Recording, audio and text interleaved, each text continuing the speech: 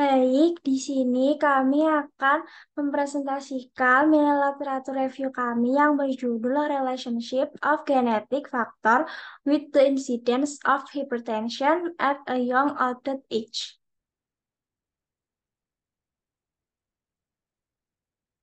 Next slide.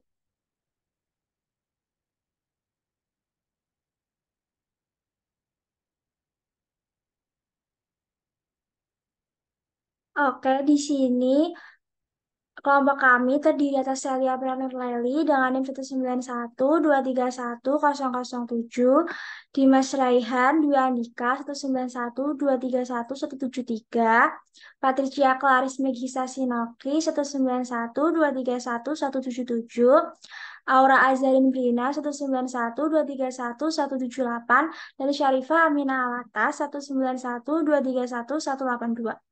Next slide.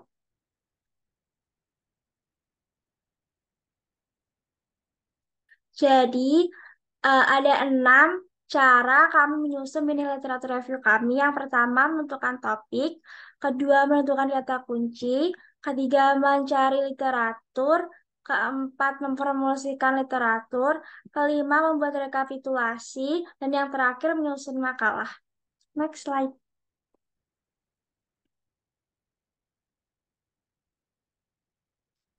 Oke, yang pertama, cara menentukan topik. Topik ditentukan oleh dosen pengampu berdasarkan materi biomedik 2 yang telah diberikan, yaitu mengenai peran genetika dan dalam proses penyakit, menular dan tidak menular. Untuk judulnya sendiri, kami sesuaikan dengan tema sehingga kami memilih hubungan faktor genetik dengan kejadian hipertensi pada usia muda dewasa. Judul tersebut didapatkan setelah berdiskusi panjang melalui via WhatsApp. Selanjutnya akan dijelaskan oleh rekan saya.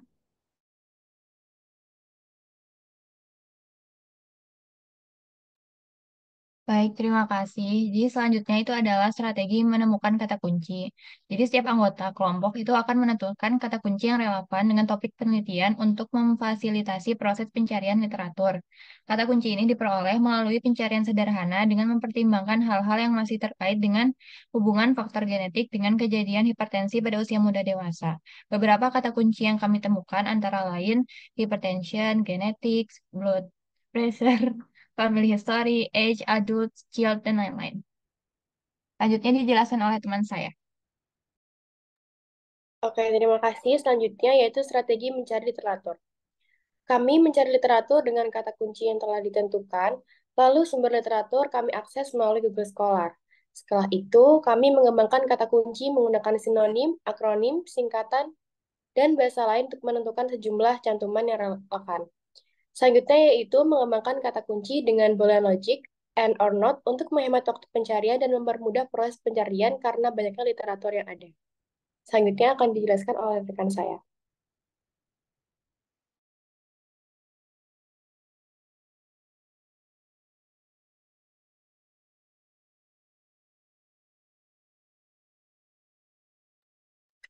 Berikut adalah Berikut literatur yang akan dapatkan.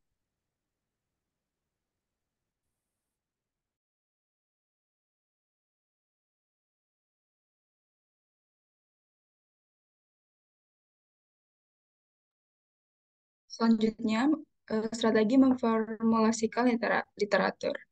Yang pertama, membaca literatur secara keseluruhan. Selanjutnya, memanfaatkan web Google Translate atau web serupa dalam membantu menerjemahkan isi literatur yang ada.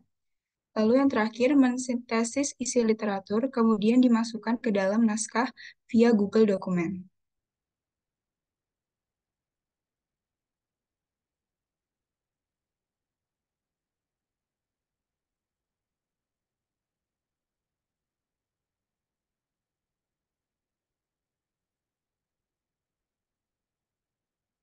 Selanjutnya ada strategi membuat rekapitulasi. Yang pertama, membuat tempat rekapitulasi. Yang kedua, anggota kelompok melakukan rekapitulasi jurnal. Setiap anggota menganalisa dan merekapitulasi masing-masing 2 jurnal. Yang ketiga, rekapitulasi disajikan dengan Google Spreadsheet. Lalu yang keempat, setiap anggota kelompok melakukan pengecekan dan mengevaluasi setiap jurnal yang sudah dianalisa dan direkapitulasi.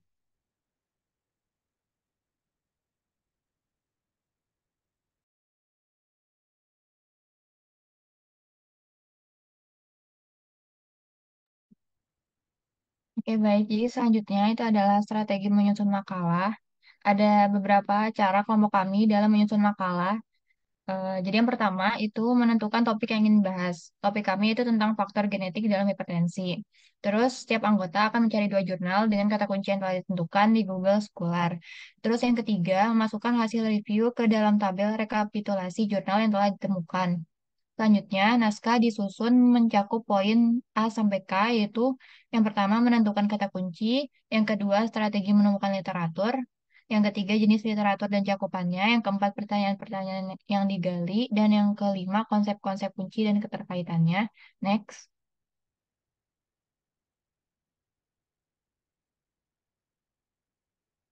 Lalu yang keenam, latar belakang atau rasionalisasi.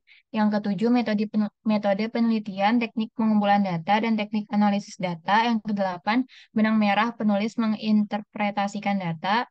Yang kesembilan, inkonsistensi atau argumen yang bertentangan. Yang kesepuluh, limitasi bukti dan hal-hal yang perlu dikaji lebih lanjut. Dan yang kesebelas, menyusun daftar pusaka dengan format APA 7. Lalu selanjutnya, menyusun makalah di via Google Dokumen dan merapikan naskah yang telah disusun di Google Dokumen. Selanjutnya akan dijelaskan oleh teman saya.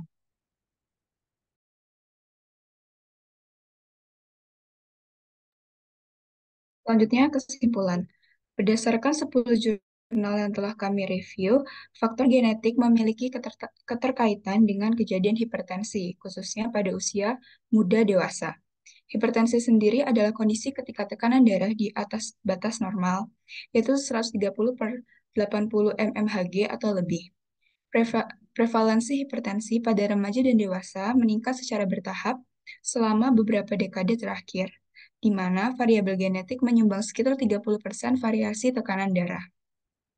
Hal tersebut dapat dibuktikan dengan adanya 25% dalam penelitian silsilah hingga 65% dalam penelitian kembar, sehingga dapat disimpulkan bahwa diperlukan adanya upaya pencegahan yang dilakukan oleh pihak keluarga dengan memiliki riwayat keluarga hipertensi, seperti pengecekan tekanan darah yang rutin.